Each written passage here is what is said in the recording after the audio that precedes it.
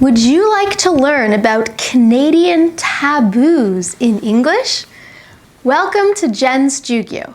My name is Jen and I am Canadian, and today I want to do a commonly requested lesson following my Canadian slang video, and that request is to make a lesson about Canadian taboos. Hopefully you will find these taboos interesting, as well as provide a useful resource for you to think about when you're coming to Canada. The taboos included in this lesson might not be taboos just for Canada and could also be considered taboo in many other places as well, but I tried to include things that are specifically taboo in Canada, things that you should avoid saying or doing when in my country. The first thing is, when you are talking with someone, there are certain topics that are best to avoid, things that you shouldn't talk about with people unless they are very, very close friends or family. These topics include things such as sex, religion, politics, and money. Those are topics that in general you don't usually talk about with people who you are not close to because it can easily cause arguments. However, as a Canadian, there's another thing that I would like to add to this list of taboo conversation topics, and that is the fact that Canadians absolutely hate being compared to Americans. Please, when you are speaking with Canadians, do not compare Canada to the United States. Do not compare Canadians to Americans. That is something that the majority of Canadians absolutely hate. Also, very taboo, Canada does not have Eskimos, and we also do not have Indians. These two words are actually very offensive and shouldn't be used. Instead, there are other good words that we can use to discuss these Aboriginal groups of people. The most common expression that we would use is First Nations people because they were here first. When you meet somebody for the first time in Canada, it's very common to shake hands with that person. If someone reaches out to shake your hand and you don't shake their hand in return, it is considered extremely rude. Also, when you first meet people, common questions such as, "Oh, what do you do?" and things like that are appropriate. However, from my experience in different Asian countries, there is one specific question that you should not ask people in Canada, but that is very common in Asian countries that people will ask each other when they first meet. And that question is about your age. Asking somebody how old they are is considered extremely rude in Canada. If you're talking to a child, maybe it's fine because the child might be excited. "I'm 10 years old." But once you become an adult like me, I find it rude if you ask me how old I am. That's not a good question when meeting people in Canada. Another thing which I feel is common in most countries, but not all, is that when you are talking to someone, it is polite to make eye contact with them. Please look them in the eyes. I find it uncomfortable if I'm talking to someone and they look away or look at their shoes, look at their hands, look down. I find that a little bit odd, and some people might even find it rude. So when you're talking to someone in Canada, it is polite to make eye contact with that person. I want to talk about a couple of gestures that are considered rude in Canada. As with most countries, showing somebody the middle finger or giving them the finger is rude. So if I go like this, that is a very rude symbol in Canada, and you should definitely avoid doing that. Another important gesture that you should do, however, is if you yawn. Maybe you are tired, you can't control yawning. If you yawn, is very rude. You should cover your mouth when you yawn, and if there's people here, you should also kind of turn away from them. Yawning towards someone is considered very rude, so please turn away and cover your mouth. Speaking of covering your mouth, if you sneeze, please sneeze into your elbow. Achoo! Also, in Canada, when you sneeze, To be polite, you should say, excuse me. Same as if you accidentally fart or burp or cough. After you've done this bodily function, it is polite to say, excuse me, or, oh, sorry, excuse me. If you don't say that, people might consider you a little bit rude. Also, if you are near somebody and they sneeze, it is polite to say, bless you. For example, oh, excuse me, bless you. Oh, thank you. In terms of gestures connected to table etiquette, it is considered very rude to put your elbows on the table when you are eating dinner or eating any meal. Don't put your elbows on the table. Also, common sense, I think, but when you are eating, don't talk with food in your mouth and don't chew with your mouth open. Another gesture which can be considered rude is pointing directly at someone.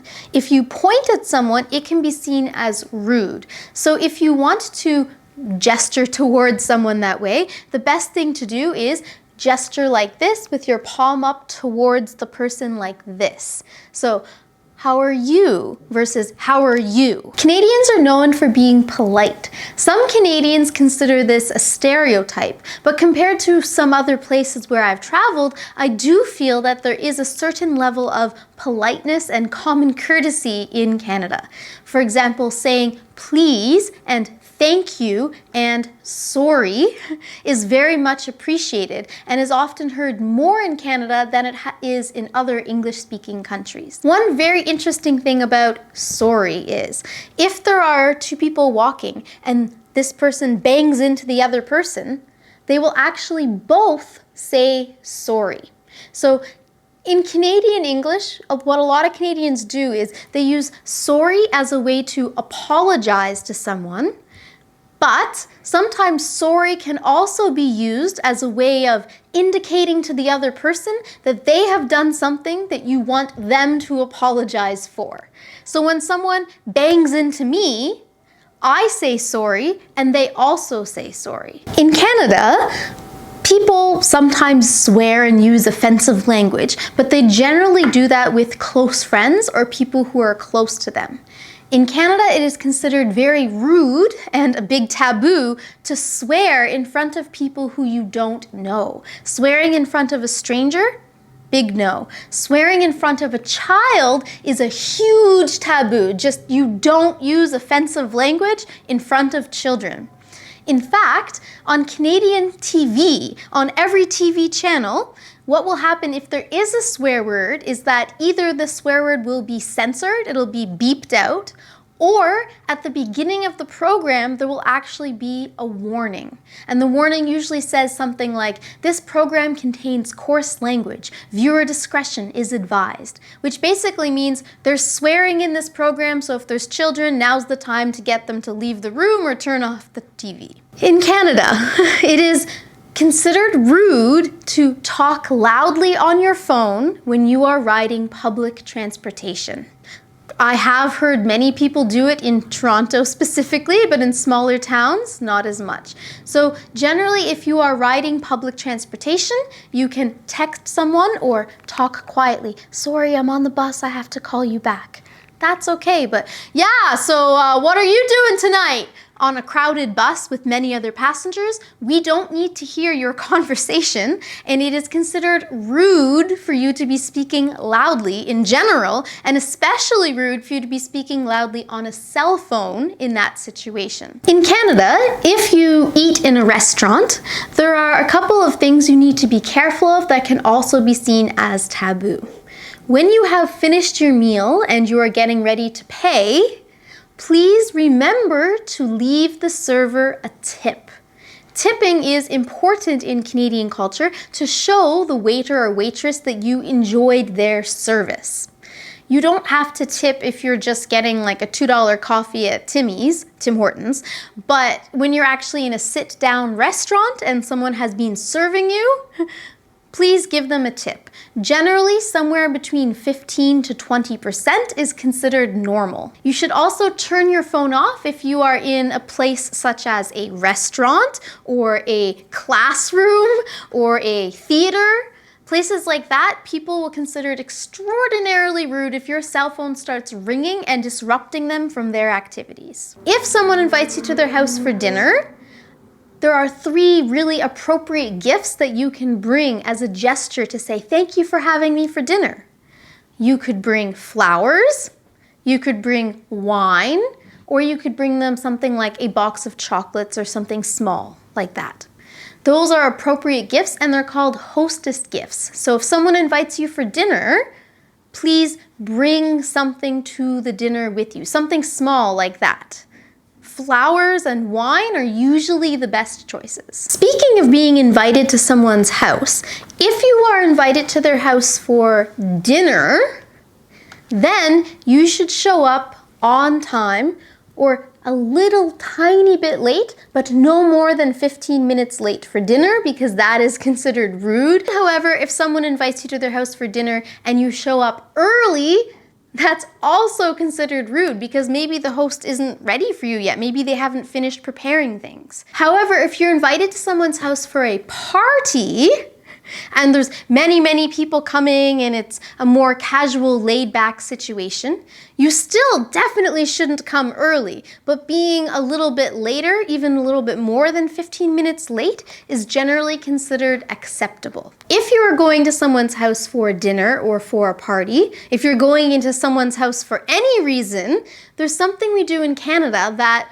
most people in other countries do as well, which is to take off your shoes when you enter someone's house. When you visit someone's house, please make sure you take off your shoes before entering. If you butt in front of someone in the line, that's very slang, butt in front of someone, meaning to push your way into the line, budge your way in, or jump the queue, as my British friends would say.